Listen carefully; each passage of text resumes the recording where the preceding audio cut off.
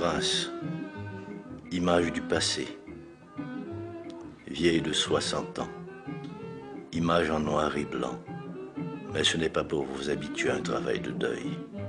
Ces images veulent surtout montrer le changement et la permanence.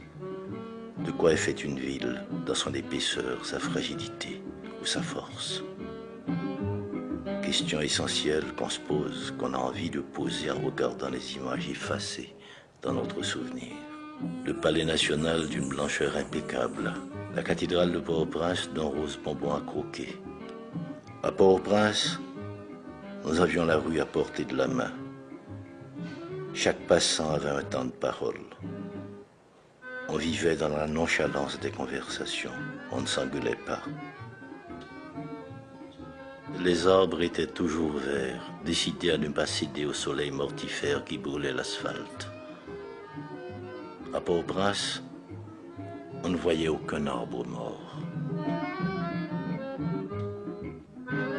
Tous les bruits de Port-au-Prince mimaient des phrases créoles. Madame Bruno, femme potée, garçon sous dos, Madame Bruno. Chez Madame Bruno, les femmes portent les hommes sur leur dos. Café grillé, mais gros connaître café grillé.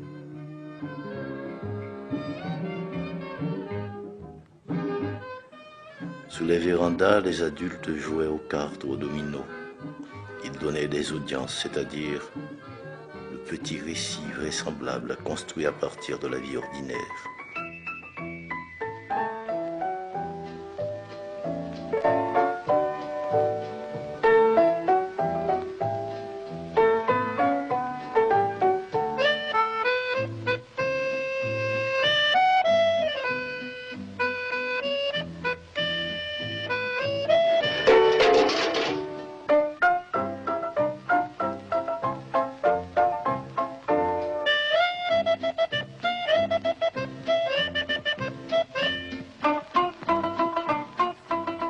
Je viens dans ma ville qui se fait ville, parce que chanter, nommer, rêver, nous dit Anthony Phelps. Moi fait là, you bel petit pays, qui baigne dans mer des Antilles. Pays m'si là, oui me révèle, li tellement douce, tellement tranquille. Haïti, c'est qu'on s'arrête. Il est très joli, il est très charmant. Yo met bon l'or, met bon diamant. Moi pas besoin quitter. Haïti, Haïti. Moi rêve pour toute la vie. Haïti, maman chérie. C'est là où moi mourir. Haïti, Haïti. Le soir, les enfants se rassemblaient pour raconter des histoires. Nous apprenions à avoir peur gentiment. Les fêtards dansaient partout dans Port-au-Prince jusqu'au petit matin. La modernité faisait son entrée lentement par les boîtes de nuit et de casinos internationaux où les gens riches acceptaient de perdre. La ville vivait la nuit. Et les néons des enseignes lumineuses donnaient à Port-au-Prince une couleur d'incendie.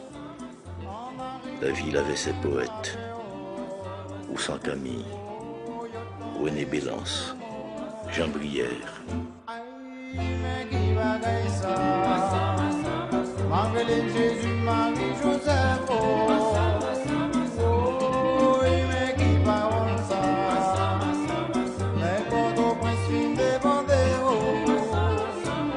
Au matin, le centre-ville de Port-au-Prince, quadrillé comme un cahier d'épicier, se laissait voir. Et de lourdes voitures américaines traversaient les rues comme des fantômes surpris par le jour qui se lève. Des années 40 jusqu'au début des années 50, Port-au-Prince a été le lieu d'un bouillonnement social, politique et culturel. 1944, arrivé en Haïti d'Aimé Césaire, poète martiniquais, membre fondateur du mouvement La Négritude.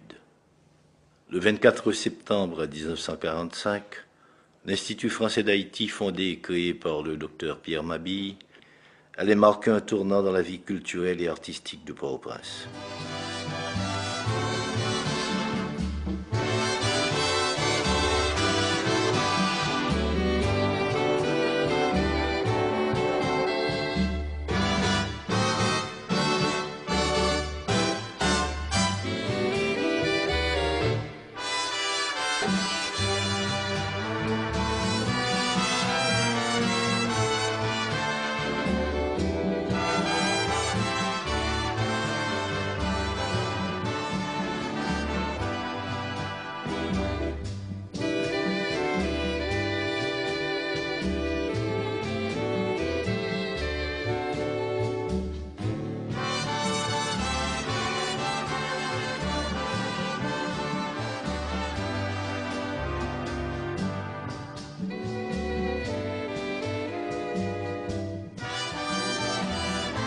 Le 4 décembre 1945, séjour d'André Breton en Haïti. Poète, théoricien, ami de Pierre Mabille et chef de file du mouvement surréaliste, il est accompagné du peintre cubain Wilfredo Lam. Ils seront accueillis au restaurant Le Savoy par les intellectuels, poètes et artistes haïtiens.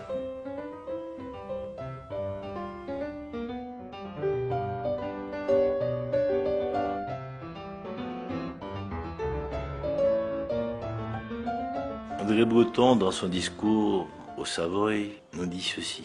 « Je vois des hommes dont tout l'effort tend à se couronner du mot indépendance. Et je sais aussi qu'en France, comme dans les pays plus lointains, ce beau mot d'Haïti évoque aussitôt, sinon pour tous, des épisodes bien précis de votre histoire, du moins une volonté d'émancipation qui ne s'est jamais démentie. Ce beau mot d'Haïti a pris à plusieurs reprises des accents si pathétiques que dans l'esprit de tous ceux qui méritent de penser, il s'est gravé pour toujours. C'est un petit mot dynamique du petit nombre de ceux qui partent en avant.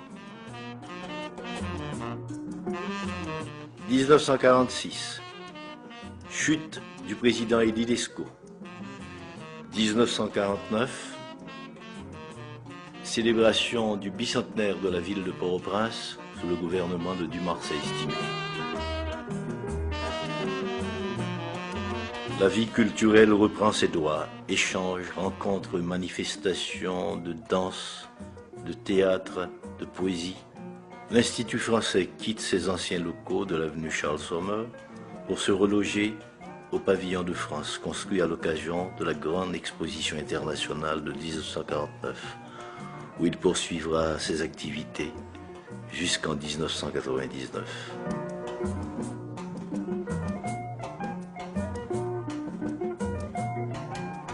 Logé actuellement au Bois Vernat, l'Institut, cette vieille dame franco-haïtienne, a retrouvé son air d'autrefois. Elle semble même prête à s'accorder aux promesses du tricentenaire de cette ville, Port-au-Prince, qu'il a vu naître.